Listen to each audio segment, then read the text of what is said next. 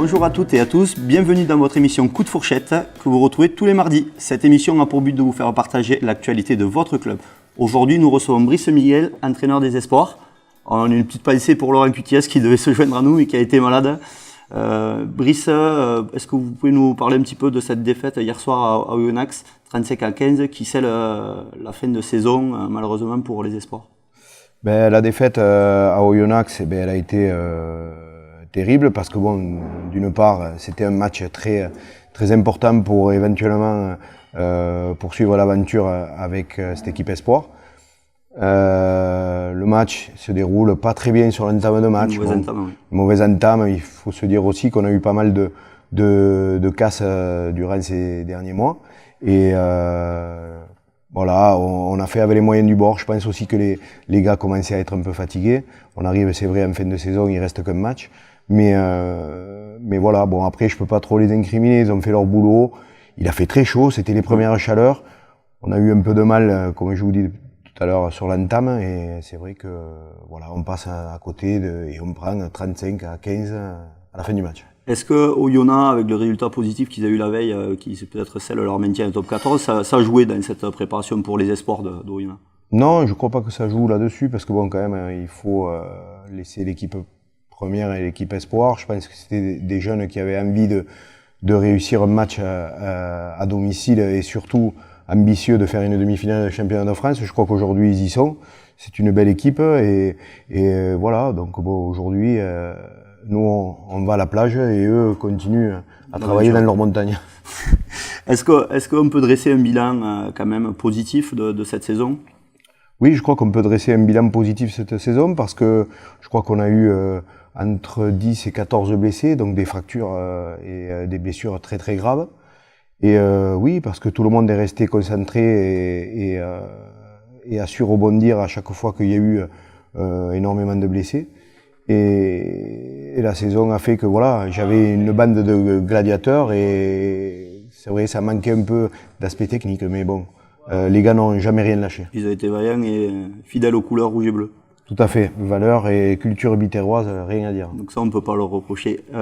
Comment est l'esprit d'un joueur qui est dans l'équipe pro et qui descend? Comment ça se passe, son intégration? Comment il réagit? Déjà, à mon avis, il s'intègre pas tout seul parce que le monde de pro et le monde amateur sont deux choses complètement différentes. C'est aux entraîneurs à l'intégrer, à l'aider à se mélanger dans ce groupe qui est quand même ensemble depuis très très longtemps. Et donc, oui, un pro aujourd'hui doit se sentir bien, je dirais, dans un groupe amateur, sachant que ça lui rappelle un peu quand il a commencé, quoi. Ouais, c'est des valeurs qui sont différentes. Voilà. Puis, quelle image avez-vous quand vous avez un jeune comme Florent Ardiaca, qui est au talon, comme Dimanche, qui est en équipe de France, qui monte? Est-ce qu'on a un regard particulier en tant qu'ancien talonneur? Oui, je crois que on s'y retrouve un peu, sachant qu'il a joué, Flo a joué le même poste que le mien. Donc c'est vrai qu'on y est un peu plus attentif. Mais aujourd'hui, il a 19 ans. Je crois qu'il est très grand dans sa tête. La preuve, il a décroché, je crois, 3 ou 4 capes avec l'équipe de France pendant le tournoi des 6 Nations. Il fait le Grand Chelem. Je crois que mardi, il s'en va avec la sélection du Languedoc pour l'Afrique du Sud. C'est une belle aventure. Après, Flo, il va falloir qu'il travaille, qu'il pense à aller un peu moins à la chasse. Mais ça c'est pareil, c'est les valeurs de Cessenon.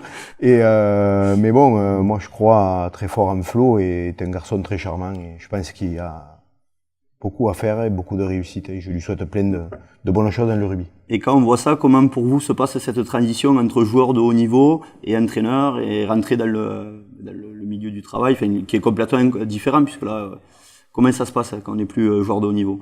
Et quand on n'est plus joueur de haut niveau, on subit, mais on garde toujours un pied dedans parce que on a la passion, mais on n'a pas la passion d'un résultat, on a la passion surtout de transmettre quelque chose à ces gars-là qui se battent tous les dimanches pour un maillot, pour une couleur.